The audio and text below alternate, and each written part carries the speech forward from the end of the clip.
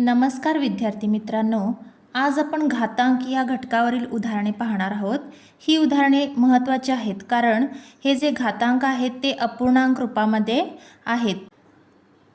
तर अपूर्णांक रूपामध्ये घातांक असल्यास तो कसा सोडवायचा आहे हे आपण आता पाहूयात। यामध्ये पहा, पहिलं उदाहरण आहे वर्गमुळात 256 त्याचा घातांक 3/6 बरोबर किती। इथे तुम्हाला काय सांगितलंय, दोन पर्याय निवडायचे आहेत।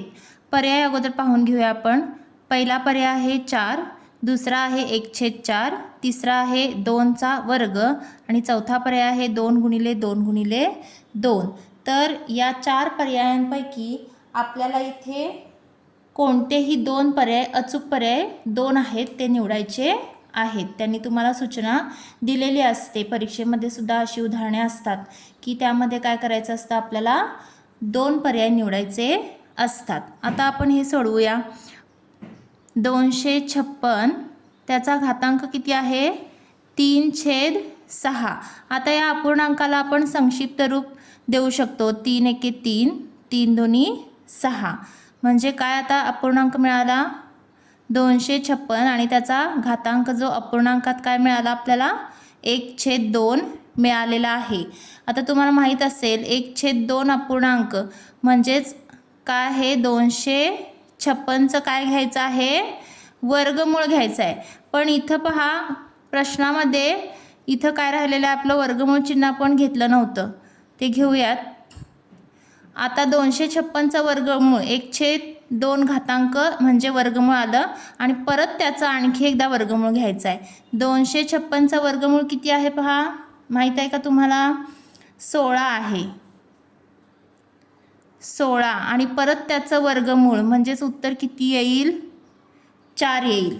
आता 4 कुठे आहे पहा, पर्याय 1 नंबरचा आहे। 1/4 असेल का, नाही। आणि 2चा वर्ग म्हणजे सुद्धा 4च आहे। अशा प्रकारे आपण दोन अचूक पर्याय इथं सांगितलेले आहेत। ठीक आहे। आता पुढचं उदाहरण पहा। 36चा घातांक आहे -1/2। -1/2 घातांक आहे, ऋणमध्ये आहे संख्या, पण आता ऋण चिन्ह आहे त्याचा नंतर विचार करू। पहिल्यांदा 36चा घातांक 1/2 म्हणजेच किती, 36चे वर्गमूळ। 36चं वर्गमूळ किती, 6। आता ऋण चिन्ह दिलेलं आहे।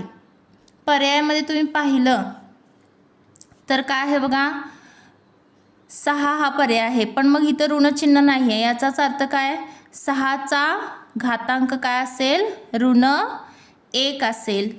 किंवा काय असेल पहा, दुसरा पर्याय। आता 6चा घातांक -1 आहे, म्हणजेच दुसरा पर्याय कोणता असेल यातला, 1/6 असेल। घातांक जर ऋण असेल तर पायाची काय घेतो आपण, व्यस्त, गुणाकार व्यस्त संख्या घेतो। मग 6ची गुणाकार व्यस्त येते 1/6। किंवा तुम्हाला हा नियम माहीत असेल इथे की चा ऋण घातांक असेल तर त्याचं उत्तर येतं 1/a चा घातांक m। याप्रमाणे इथं मी घेतलेलं आहे। आता आपण तिसरं उदाहरण पाहूयात। x चा घातांक 1/3 बरोबर 3। तर x चा 1/3 घातांक आहे आणि परत कंसाचा घातांक 4। तर याचं उत्तर काय, इथे सुद्धा तुम्हाला दोन पर्याय निवडायला सांगितलेले आहेत। आता आपल्याला त्यांनी दिलेलं आहे x चा घातांक 1/3, याचं उत्तर 3 आहे। मग आपल्याला कशाचं उत्तर काढायचं आहे, x चा 1/3 आणि परत कंसाचा घातांक 4। याचं उत्तर किती आहे, 3 आहे। आणि 3चा चौथा घात किती येईल, 3 × 3 × 3 × 3। मग सांगा पाहू, यांचा गुणाकार किती येतो, 3 × 3 = 9, 9 × 3 = 27, 27 × 3 = 81। आता इथं 81 पर्याय कोणता आहे पहा, 1 नंबरचा पर्याय आहे। आणि 81 हे काय आहे, 9चा वर्ग आहे, त्यामुळे पर्याय क्रमांक 3 हे सुद्धा याचं उत्तर आहे। त्यानंतर आता चौथा प्रश्न पहा।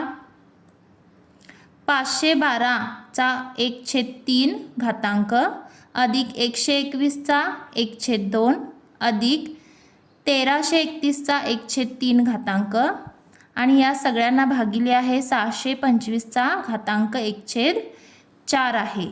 आता 512चा 1/3 घातांक म्हणजेच काय? 512चं घनमूळ.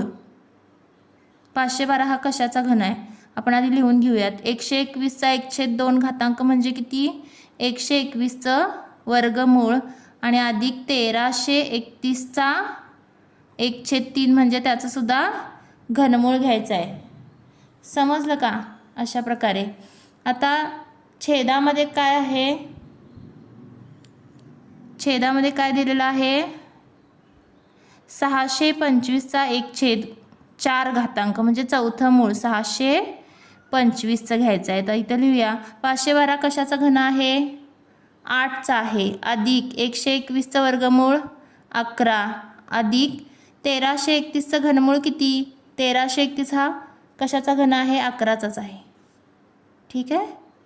भागिले 625चं चौथं मूळ म्हणजे कोणत्या संख्येचा 4 वेळा गुणाकार केल्यानंतर 625 येतं? तर याचं उत्तर आहे 5.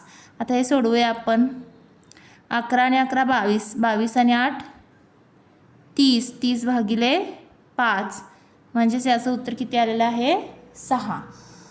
तर हा व्हिडिओ तुम्हाला जर समजला असेल, आवडला असेल तर नक्की लाईक करा, शेअर करा, सबस्क्राईब करा चॅनलला. धन्यवाद.